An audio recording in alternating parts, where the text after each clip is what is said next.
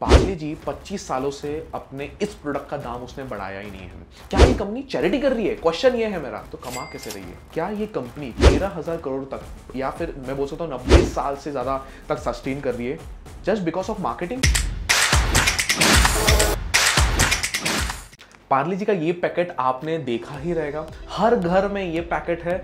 आपने चाय में डुबो के खाने की कोशिश करेगा और आधा बिस्किट चाय में गिरा भी रहेगा। ये घर घर की कहानी है। पार्ले जी 25 सालों से अपने इस प्रोडक्ट का दाम उसने बढ़ाया ही नहीं है। 3 से 5 रुपए में मिलता था और आज भी 3 से 5 रुपए में मिलता है। तो क्या ये कंपनी ग्रो कैसे कर रही है? क्या ये कंपनी चैरिटी कर रही है? क्वेश्चन ये है मेरा। पार्ले जी ने अपने कंपनी को किस तरीके से ग्रो किया, उससे लर्निंग्स क्या हमें मिल सकती है, जानेंगे इस वीडियो में। 90 साल पुरानी कंपनी है, कुछ तो ऐसी लर्निंग्स देखी जाएगी जो हमारे करियर में, चाहे आप प्रोफेशनल, चाहे आप बिजनेस करते रहो, चाहे आप स्टूडेंट हो, तो भी कुछ ना कुछ तो लर्निंग से देखे ही जाएगा इस वीडियो में। तो क्वेश्चन ये है, क्या ये पार्ले जी चैरिटी कर रही है? चलो जानते हैं, इसके कुछ आंकड़े में बात करते हैं। पार्ले जी 2013 में तकरीबन 5,000 करोड़ का टर्नओवर करती थी।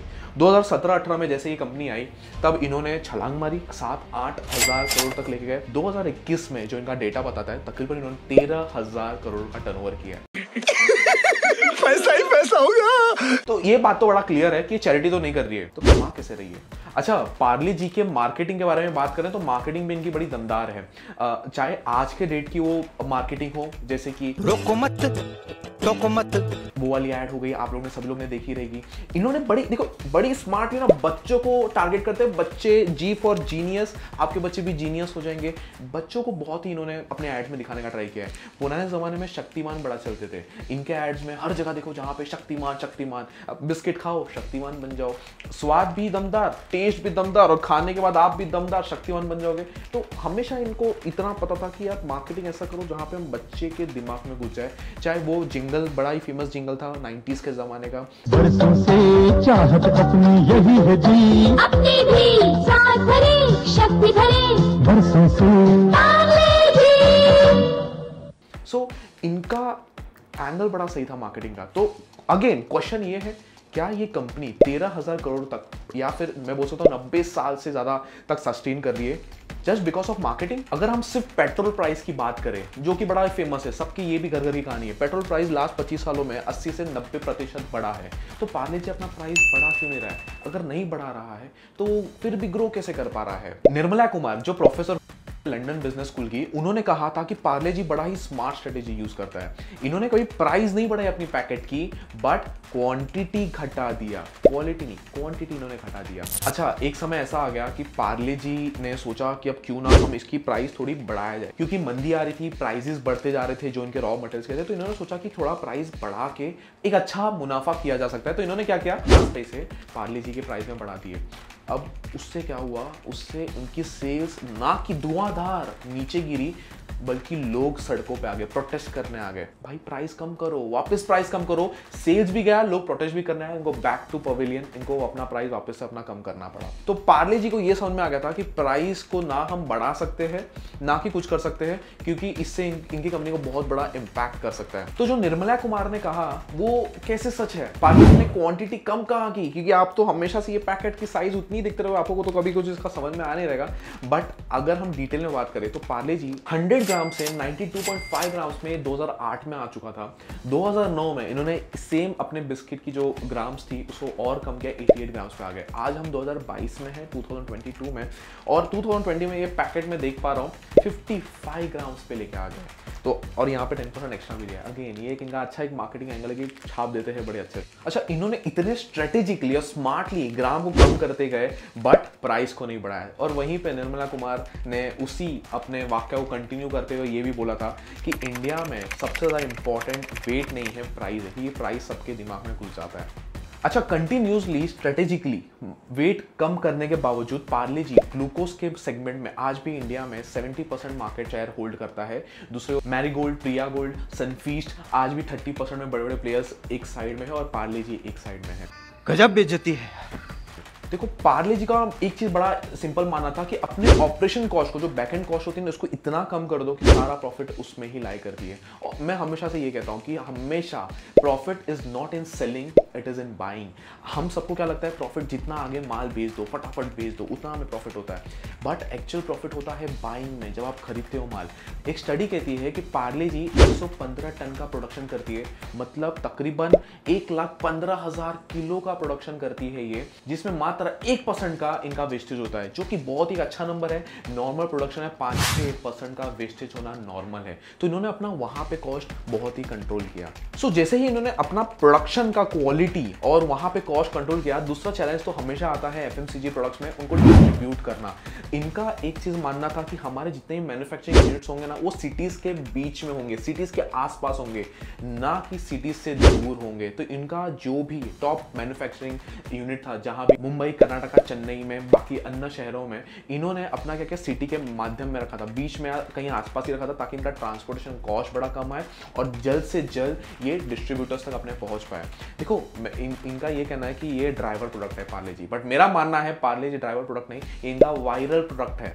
इनका हमेशा से मार्केटिंग का मैंने जैसे बताया, मेरे को पार्ले जी और अमूल का एक मार्केटिंग स्ट्रेटेजी बड़ा बहुत सुपर्ब लगता है। जैसे इनका डिस्ट्रीब्यूशन नेटवर्क बहुत तेज होगा, घरों लाखों करोड़ों इंडियन के घर में पार्ले जी पहुंच गया था। इनको समझ में आ गया तो पार्ले जो कंपनी थी सिर्फ एक प्रोडक्ट पे डिपेंड थी, पार्ले जी पे। जैसे जैसे इनका डिस्ट्रीब्यूशन नेटवर्क और स्ट्रॉन्ग होते गया, पार्ले जी हर बिस्किट हर घर में पाया गया। मैं मानता हूँ पार्ले कंपनी ने जो ये पार्ले जी का प्रोडक्ट निकाला था, वो एक वायरल प्रोडक्ट इन्होंने बनाया। आजकल हम और आप वीडियो और सोशल मीडिया पे वायरल होने का ट्राई करते हैं, इन्होंने अपना वायरल प्रोडक्ट बना दिया। वायरल प्रोडक्ट क्या होता है? इन्होंने हर जगह, हर घर में अपना पार्ले जी का प्रोडक्ट पहुंचा दिया। इससे इनकी डिपेंडेंसी बढ़ गई थी पार्ले जी के सिर्फ एक प्रोडक्ट पे।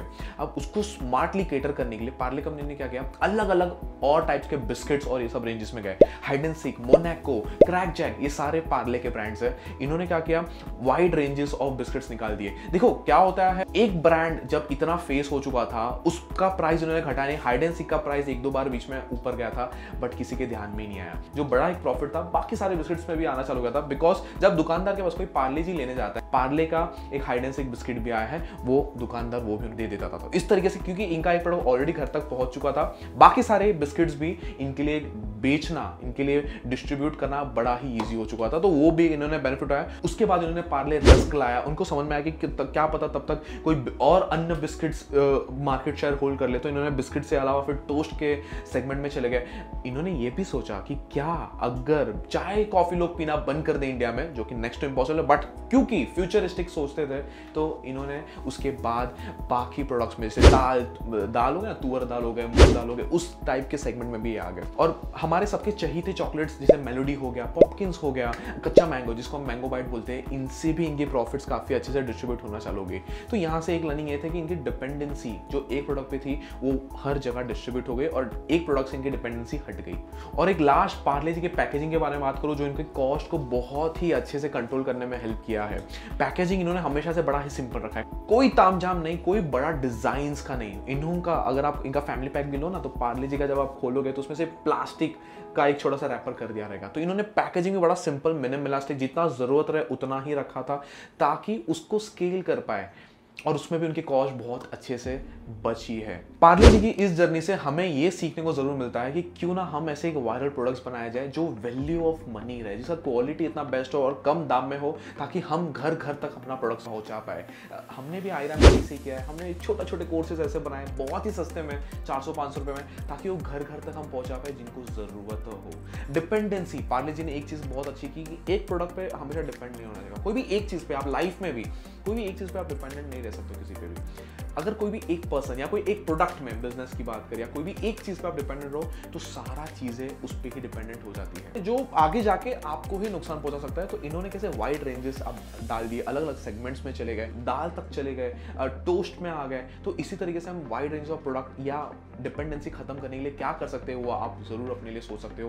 पैकेजिंग और प्रोडक्शन इनका एक बेस्ट चीज था कि कैसे बाइंग, जैसे हमेशा बोलता हूँ, profit is not in selling, buying. जब भी आप कोई चीज बिजनेस नया कर रहे हो या ना करने जा रहे हो, इनिशियल स्टेज में कम से कम कॉस्ट में कैसे जाए वो आपको जरूर ध्यान रखना है। पैकेजिंग बड़ा सिंपल रखो, क्वालिटी में दम रहे तो पैकेजिंग मैटर करता है बट उतना मैटर नहीं करेगा। बिजनेस चलता है रेफरेंस से और कंटेंट चलता है शेयर से। अगर ये आपको लग रहा है कि ये पार्ले जी की लर्निंग्स किसी और के लाइफ में भी काम आ सकते हो तो शेयर जरूर करिएगा। अब तक आपने देखा है तो आपको वैल्यू जरूर मिली रहेगी, तो लाइक का बटन तो बनता है और सब्सक्राइब कर लेना। अगर इस तरीके की लर्निंग्स, तरह तरह की कंपनी से लर्निंग या कोई ऐसे डिफिकल्ट लर्निंग्स आपको इजी वे में बता पाओ तो सब्सक्राइब आप जरूर कर लेना ताकि इस तरीके वीडियोस आपको मिल पाए।